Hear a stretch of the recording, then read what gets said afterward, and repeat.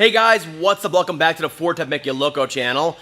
So real quick, before my new Lightning goes to the dealership for repairs, I want to give you guys a quick walk around of the truck and my initial quality report of the truck on here. So if you didn't know it already, I did pick up a 2023 Ford Lightning extended range battery pack from the dealership a few weeks ago, and I've put about 900 or so miles on it so far, and I have some concerns with the vehicle, of course, already.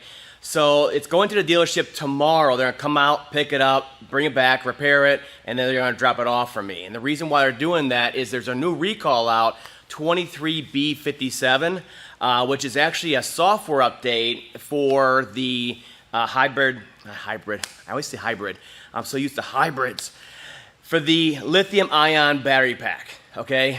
And basically the update for the software is to help it identify and equalize the battery cells within there, which is very important for battery pack stability, longevity, range, fire prevention, stuff like that. There's a lot of reasons why you want to balance the cells in there, all right?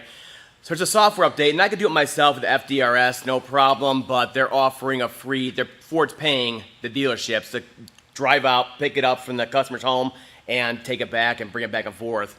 And so they're gonna do that for the recall, they're gonna update everything, and if they find there's any codes for the battery pack cells in there, they're gonna replace the whole battery pack on there.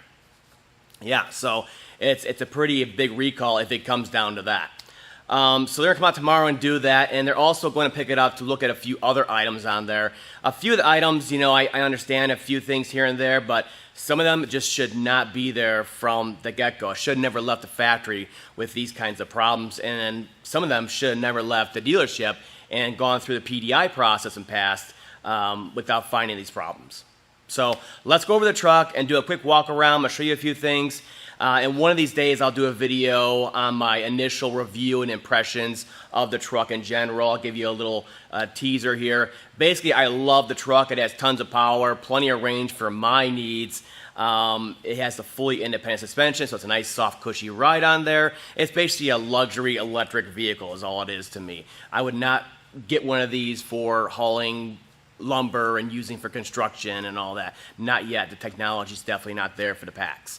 So let's go over to the vehicle and start walking around, showing you a few things on there, and then you guys can give me your opinions down below. Okay, so real quick, I want to take you for a walk around the vehicle. I just want to show you a few things that I do not like about the vehicle, considering the price. MSRP on this vehicle is right around $90,000. Yeah. So let's just say I'm glad I only got it for a 2-year lease, and after that, I'm out. Because if I had purchased it and hunkered down $90,000, I'd be a little more aggravated right now. So the first thing I want to talk about is the frunk on here. It's big, it's open, it's very useful, but listen to the way this thing latches and unlatches. You hear that creaking and groaning and all these crazy noises going on? It's kind of like, looks like it's sticking and not opening at first. Same thing going back down, but not as bad. So there's a lot of noises coming from this on here. And it's actually quite loud, and it's a little embarrassing on public to have you open your frunk like this. Everybody's looking because it's a frunk, it's different, whatever. And it's making all these noises. It sounds very cheap and chintzy, and it just doesn't sound like it's built right or set up right or something's misaligned. And I've dealt with a lot of different, Ford power lift gates and power trunk lids with the cinching motors and all that stuff. And they were nice and quiet, refined. They were great. This one just sounds really cheap and chintzy, and it's horrible. And I think it's all coming from the actual striker on here. So the striker on, those other vehicles would be on a aluminum or steel body, and they're bolted up to it, and it kind of dampened all the noise. Whereas this striker is just bolted up to this big old hunk of fiberglass here, and I think it just kind of resonates right out through it. And it just sounds absolutely horrible on there. Ford could have easily, either this side or the other side of it, put a nice steel plate on there, aluminum thick block on there, and it would have taken all that and kind of dampened the noise on there. sounds very, very cheap and chintzy. It does work every time, but it doesn't sound good, that's for sure. So we'll see what they find on that. Moving along to this side right here, it doesn't apply to this vehicle, but I will tell you another defect we found on my son's 23 F-150 we just picked up also. This whole back door here, about a 1x1 foot section, had all these ripples in it. Huge section of the door.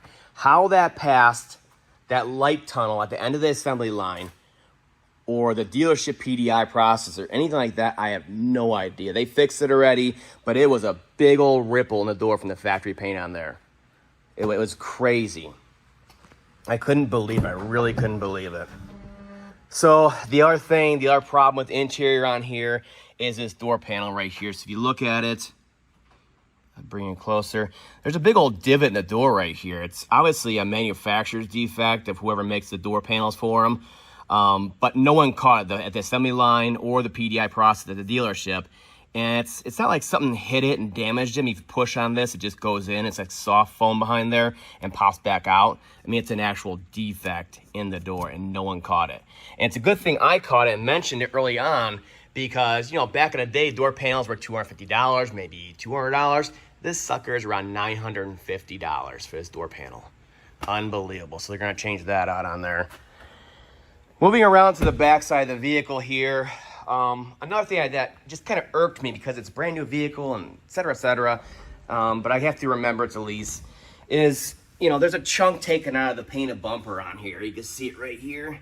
So there's a good sized chunk taken out of there, and it's not exactly wrapped underneath. It's still, you know, kind of on the face of it, and no one even tried to touch it up or anything. Could have been transport, could have been the factory, could have been a test drive another customer took. But this vehicle was on a lot for about 2 months. By the time I came there and purchased it, no one looked at it, no one took care of it, nothing. Not good. Not a big deal because it's a lease. It's not my problem, but it still should have never happened in the first place. Let me get you, there we go. So the other thing, there's nothing wrong with this. This is the Ford Tough Bed they offer now, spray and liner from the factory. There's nothing wrong with it, but I just want to mention it does have it. Whoever special ordered this truck specified it. These are known to actually peel right off and chunks taken out of them. You know, maybe that was only the early models when they first started offering it years ago. We'll see how this one holds up on here, but it's just something to note. We'll see. My son on his 23 F-150 5.0, he did not get spray and liner from the factory. He knew better. And we actually got Line-X in there, obviously. And what's nice about the Line-X is it comes further out and it wraps down here. I think even right here, maybe it actually gets sprayed on too. So it's way more protected on a Line-X. And Line-X will basically last the life of the vehicle, and these are known to peel. We'll see how it lasts, though. Maybe it's better now. Never know. So another thing that's really aggravating for build quality on a newer vehicle is when you're going down the road, let's say this window's closed over here, but you roll down the passenger front window like 6-8 inches. You get a little bit of that buffeting noise, but nothing that really bothers your ear too much. It's fine, right? With all that air coming in, though, it's trying to leave through this door up here through the seals as it pressurizes the cabin, right? Air's kind of being forced in. Well, right here, and this is happening on my son's 23 F-150 5.0. It's sitting out there.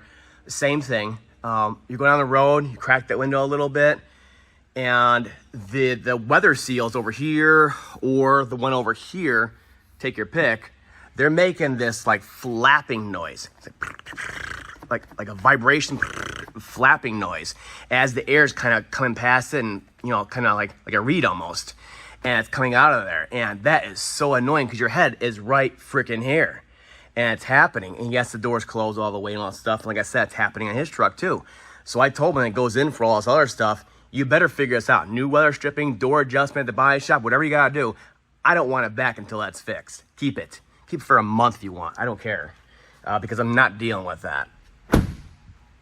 Another problem with the truck, which again is nothing major, but it should not be happening in the first place, is whenever you're taking off from a stop or you're taking off and turning even slightly from a stop, the front wheels, both sides, they'll make this ting pop type noise, really tinny type noise.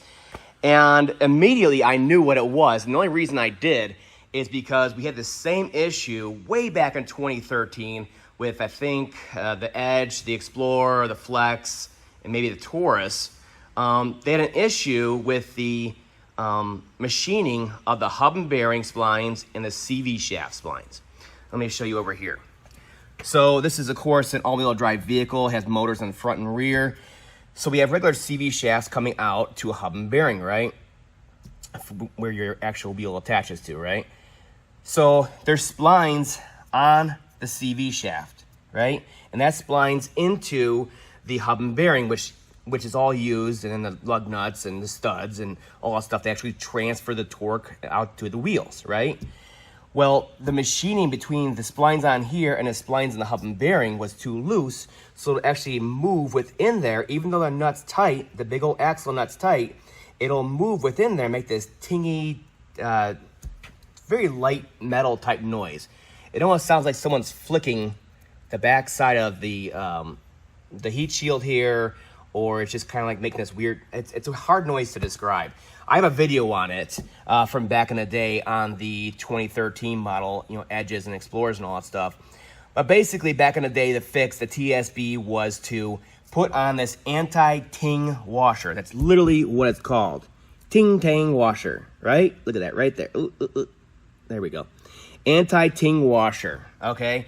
That is the fix for it. So it's this washer right here. And basically what that does is it creates like a friction point so that the CV shaft here and the hub and bearing are mated together, and it's not allowed to move within the splines here. It's mated together through a friction ring on here between the CV and the back side of the hub and bearing, so it doesn't make that noise anymore.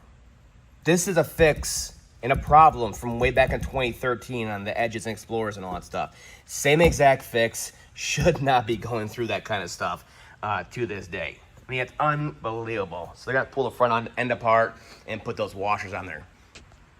Ford does not learn from their mistakes, I'll tell you that. That's a 10-year-old problem that was out back in the day with these, and they're just having the same issues nowadays. It's crazy. So it's a bunch of small things on there, and then, of course, the recall. But those are my initial thoughts and my initial problems with the truck. And what really bothers me is my 21 that I bought, that I leased, had none of these problems. None of these problems. That truck was solid. And this one, I've had, there's plenty of things to go in for, to be looked at and fixed at the dealership in under 1,000 miles. So I just want to give my initial quality report on this vehicle, and we'll see what the dealership actually does with all these fixes on here.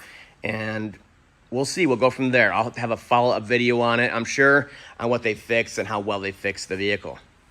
That's all for now. See you guys next time.